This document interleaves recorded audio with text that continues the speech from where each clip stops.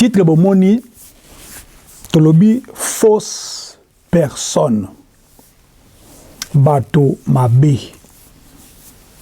Fausse personne. Bato mabe. Mbote bandeko balandi ya les avertis bisika nyonso bozwami na kati ya mokili kolo pambola bino mingi na nyonso oyo bozali ko continuer ko sala pona elanga. Après avoir passé temps et belé na kati ya makambo oyo ya Nzambe, trop jeune, to tamboli, to côtoyer bato, to tamboli ba assemblée, to moni bato, to moni to yoki bato.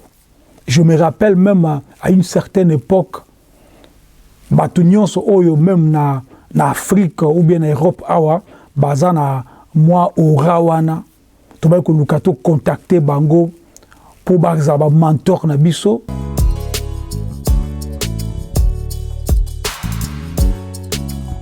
To ba ko lukato contacter bango pour ba guider biso.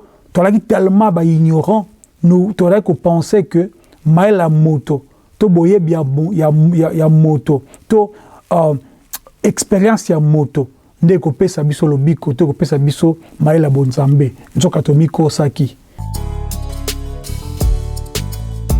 Voilà, ça va faire maintenant depuis, si je ne me trompe pas, 2013 que Ngai personnellement na chaka suma kolona kati ya ba assemblée wana te o ba bengi ba église conduite par bateau mokili. Pourquoi? Puisque j'avais compris que bateau place tozaki na bango, bazaki bateau bazako pesa aspect libanda, lokwa ba na Nzambe, mais na kati na bango bazaki bateau ko kufa ndenge Yeshua azoloba, ils étaient bazaki bango ba tombeau blanchi. Ceux qui obongisi yango Nzamba ko sala au grâce, n'est-ce pas? Okomona ki vi na we ko sala donc en couleur ko sala ndenge mususu. Nzamba ko soit na yo yango Yeshua lobi, cherchez d'abord le royaume et la justice et toutes ces choses vous seront données par-dessus.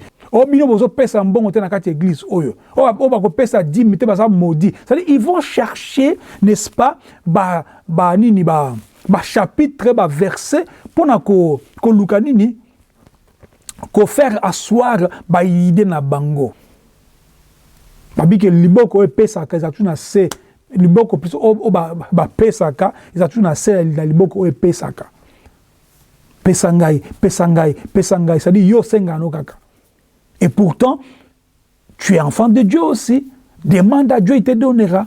Dieu peut faire que Moutia pesa, bien sûr. Mais c'est comme ça l'habitude d'ailleurs, et quelque part, il a soubienté. Bref, Moutia Mabé, à Koluka séduire yo un miracle, à Luka a séduire yo na ba don, tout le monde a même Moutia azolinga moi si, même pour na ko abuser na ya osanini, à Luka semble moi sana biloko, pour na ko attirer attention na yo, pour na ko conquérir motema na ye, à ko pesa ye moi mbongo, à semble téléphone, mais nzoka téléphone en paix, ils ont un cadre quelque part zo esprit na yo après ça kana après otika yo.